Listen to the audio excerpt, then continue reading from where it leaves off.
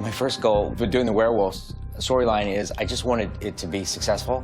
We are exploring the conflict between the werewolves and vampires over the course of this season, and it's one of those things that it's a little bit almost since the beginning of time. I am rather surprised that you'd come looking for me. Because you're the rope in the Salvatore brothers' tug of war?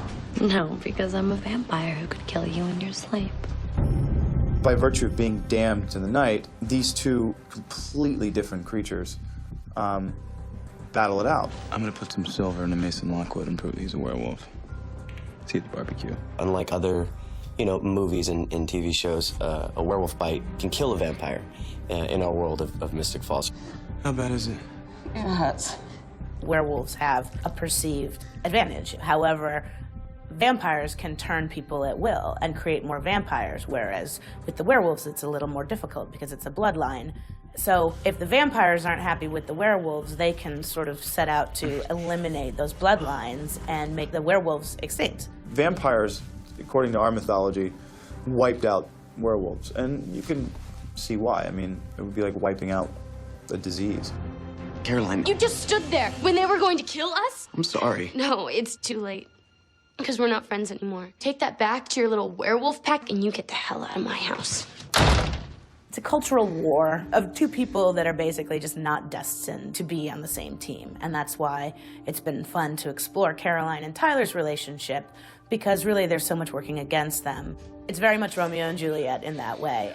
The thing that works so well is the chemistry between Caroline and Tyler, between Candace and Michael Trevino. By putting her there and making sort of it such an emotional little storyline between friendship or budding love or an attraction or whatever it was they have at that moment, I knew the scene was gonna work. Tell me what triggers a curse. You have to kill somebody. Human blood. You take another person's life away from them, then the curse is yours forever. To activate the werewolf curse, you have to have the werewolf gene that's passed down from, parent to child to grandchild, etc. You can live your whole life and never have any clue that you are carrying this gene. Tyler, look out!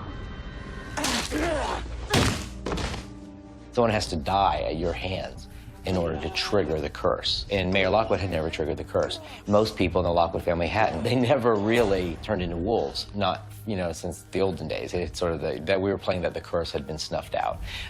And then Tyler and Uncle Mason, they were triggered. It's a moonstone. I looked it up online. It's a natural rock that they're supposed to have all sorts of supernatural legends attached to them. So the curse of the sun and the moon all revolve around the moonstone. The moonstone is what's able to break it. The curse binds the werewolves to have to change unwillingly to transform into a werewolf whenever there is a full moon. There's not a lot of upside to being a werewolf. I mean, yeah, you get to kind of be a badass and you get to have agility and, kick some ass a little bit, but it's not as sexy as being a vampire. You're gnawing up people in the woods every full moon. So any werewolf with any kind of humanity is sort of going to want to figure out a way to not be controlled by the full moon. The first couple of years of being a werewolf is torturous. And I just wanted to make sure that Tyler Lockwood had a reason to truly not want to do it again. In order for it to be broken, there is a lot more at stake. There is a giant sacrifice that needs to be taken place.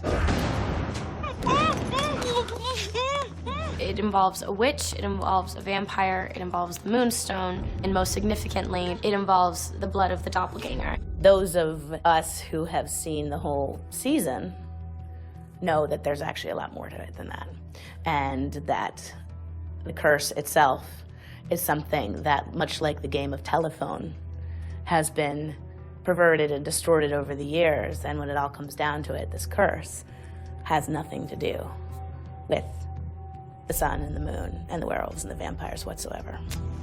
I'm so proud of this show. I'm proud of all the people that work so hard on it. Everyone loves what they do. They love being a part of something, and they have a family unit down in Atlanta, and that's why it's so magical for me. Sex, Viras, Magis, Demisa.